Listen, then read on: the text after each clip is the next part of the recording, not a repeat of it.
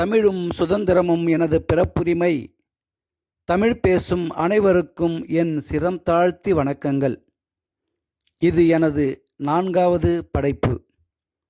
தந்தை பெரியார்.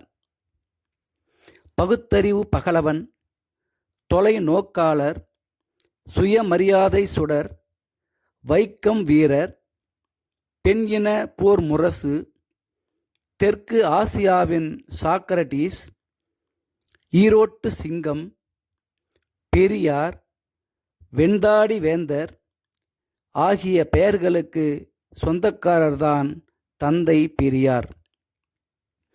பெரியாரின் இயற்பெயர் ஈரோடு வெங்கடப்ப ராமசாமி என்பதாகும்.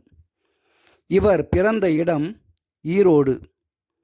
இவரின் பெற்றோர்கள் வெங்கடப்ப நாயக்கர், சின்னத்தாயம்மாள் என்பவர்களாவர். பிறந்த நாள் 1879 ஆண்டு செப்டம்பர் 17 வசதியான வணிகம் செய்யும் குடும்பத்தில் பிறந்தவர். 1898 ஆண்டு 19வது வயதில் நாகம்மை என்பவரை மணமுடித்தார். 1904 ஆண்டு காசிக்கு சென்றார்.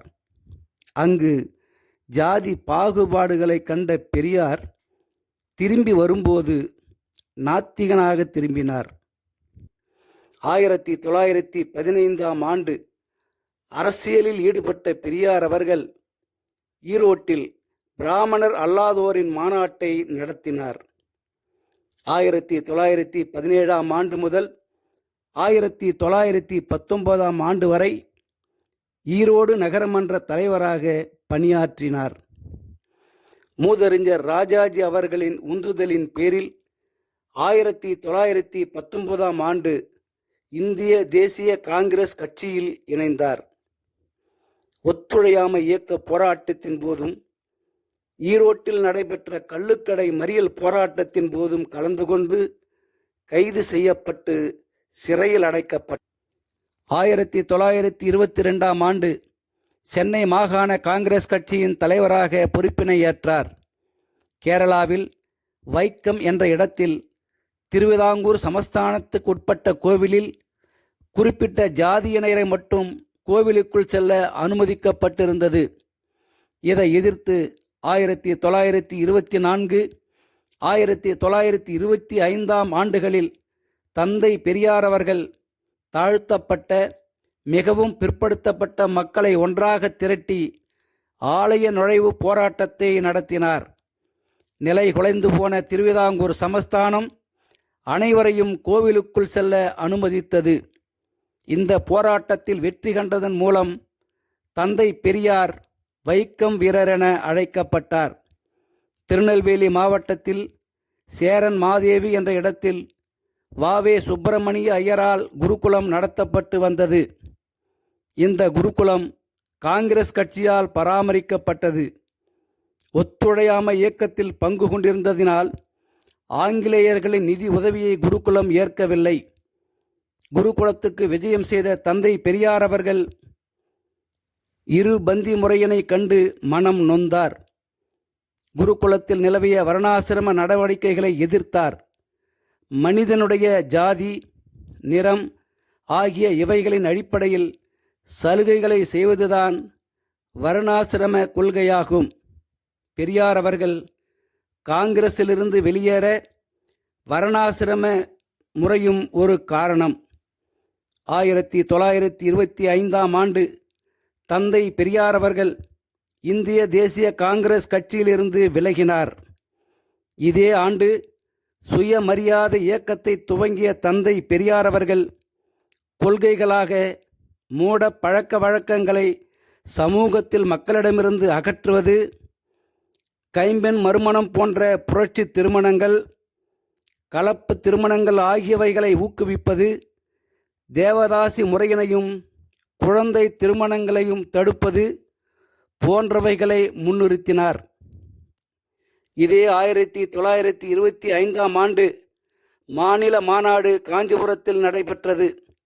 தாழ்த்தப்பட்ட மக்களுக்கும் மிகவும் பிற்படுத்தப்பட்ட மக்களுக்கும் வகுப்புவாத பிரதிநிதித்துவம் தர வேண்டும் எனவும் இந்த மக்களுக்கும் அங்கீகாரம் தந்து இவர்களையும் பதவிகளில் அமர்த்த வேண்டும் என்பதும் இந்த மாநாட்டின் முக்கிய தீர்மானங்களாக இருந்தது.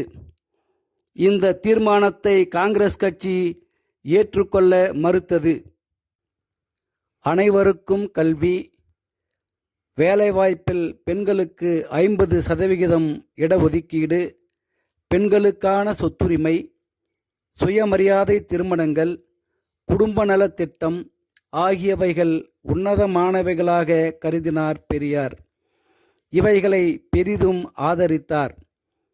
தேவதாசி முறை, பெண்ணடிமை, குழந்தைகள் திருமணம், மூட நம்பிக்கைகள், வரதட்சணை, குலக்கல்வி திட்டம், இந்தி மொழி திணிப்பு, சாதி மத வேறுபாடுகள், தீண்டாமை, மது அருந்துவது போன்றவைகளை கடுமையாக எதிர்த்தார். 1929ஆம் ஆண்டு பிப்ரவரி மாதத்தில் சுயமரியாதை இயக்க முதல் மாநாடு செங்கல்பட்டில் நடந்தது. சவுந்தரபாண்டியனார் தலைமை தாங்கினார். இந்த மாநாட்டின் போது தந்தை பெரியார் அவர்கள் தமது பெயருக்கு பின்னால் இருந்த நாயக்கர் என்ற ஜாதி பெயரை துறந்தார். பின்பு ஈவே ராமசாமி என அழைக்கப்பட்டார். சுயமரியாதை இயக்கத்தின் 2வது மாநாடு 1930ஆம் ஆண்டு எம்.ஆர். ஜெயகர் என்பவரின் தலைமையில் ஈரோட்டில் நடைபெற்றது.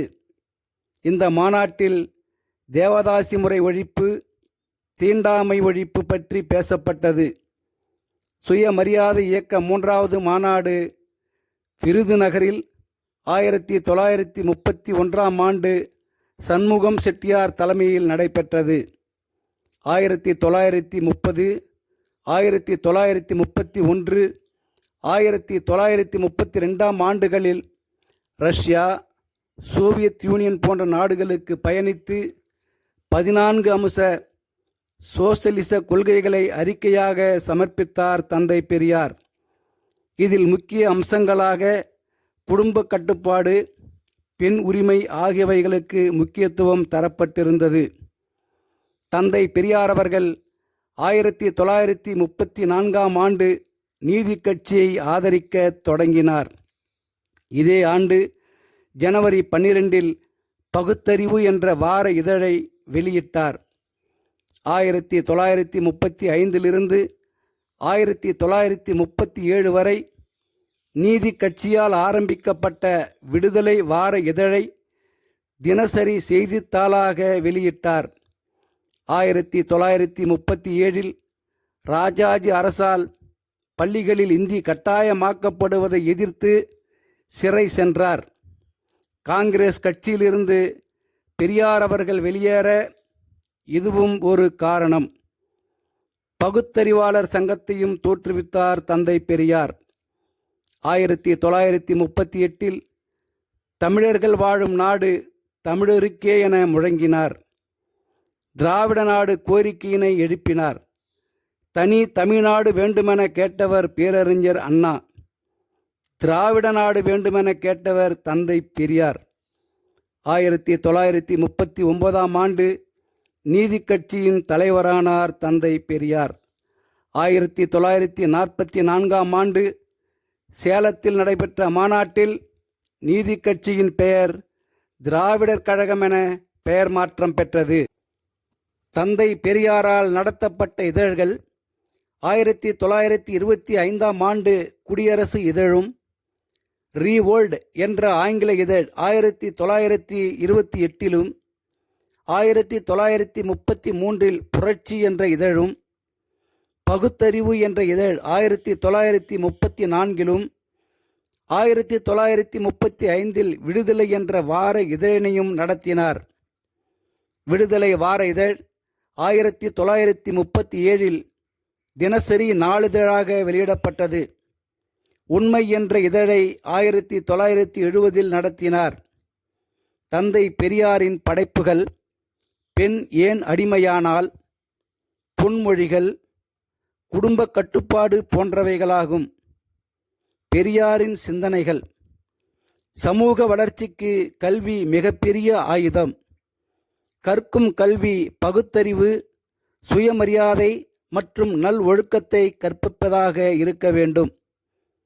அறிவியலுக்கு புறம்பான செய்திகளையும் மூட பழக்க வழக்கங்களையும் கல்விக்கூடங்களில் கற்பித்தல் கூடாது. கல்வி அனைவருக்கும் பொதுவானதாக இருக்க வேண்டும். மனப்பாடம் மற்றும் மதிப்பெண்களுக்கு முக்கியத்துவம் தரும் கல்வி முறை கூடாது. இன்றைய கால சூழ்நிலைகளுக்கு ஏற்ப அறிவியல் நூல்களை தமிழில் உருவாக்க வேண்டுமென தந்தை பெரியாரின் சீரிய சிந்தனைகளாக இருந்தன.